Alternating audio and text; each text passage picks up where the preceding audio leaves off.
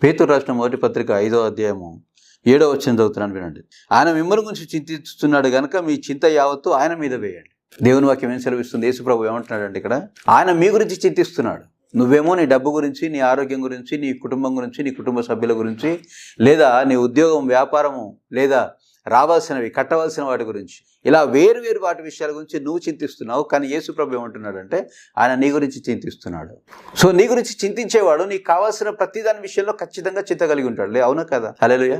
ఇప్పుడు నా పిల్లల గురించి నాకు కలవరం ఉందనుకోండి, ఊరికనే ఒక తండ్రిగా నేను మా పెద్దోడు ఎట్లాగో, మా చిన్నోడు ఎట్లాగో అని చెప్పేసి ఊరికనే నేను దాని గురించి ఆలోచించుకుంటూ కూర్చుంటాను. వాళ్ళకి అవసరం ఏమైనా వాటి సమకూర్చుకుంటూ పోతాను నేను. అవి సమకూర్చిన తర్వాత కూడా వారి ప్రవర్తన బాగాలేకపోతే అప్పుడు ఆ చింత వేరు. Now that's a different thing. కానీ వాళ్ళ గురించి చింతిస్తున్నా నేను, వాళ్ళకి ఏం కావాలన్నది కూడా చూసుకుంటాను. ఇలాగే నీ దేవుడైన యేసు ప్రభు నీ గురించి ఆయన చింత కలిగి ఉన్నాడు కాబట్టి నీకేం కావాలన్నది కూడా ఆయన తప్పకుండా చూసుకుంటాడు. హల్లెలూయా. నీకు ఏదైనా ప్రమాదము, లేదా ఆపద, లేదా అనారోగ్యం, ఏదైనా సమస్య, ఏదైనా లేమి, ఏదైనా దుఃఖం నీ జీవితంలో ఉంటే నీ గురించి చింతించే యేసు ప్రభు దాన్ని నీకు సమకూరుస్తాడు. నీ జీవితంలో దాన్ని తొలగిస్తాడు. అనారోగ్యాన్ని తొలగిస్తాడు, సమస్యలను తొలగిస్తాడు, నీ జీవితంలో వేదనను తొలగిస్తాడు. He will take care of everything that you need. Hallelujah. He will take care of everything that you need.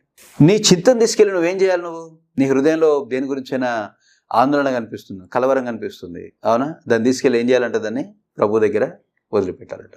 దాన్ని ఎవరికి అప్పగించాలంట?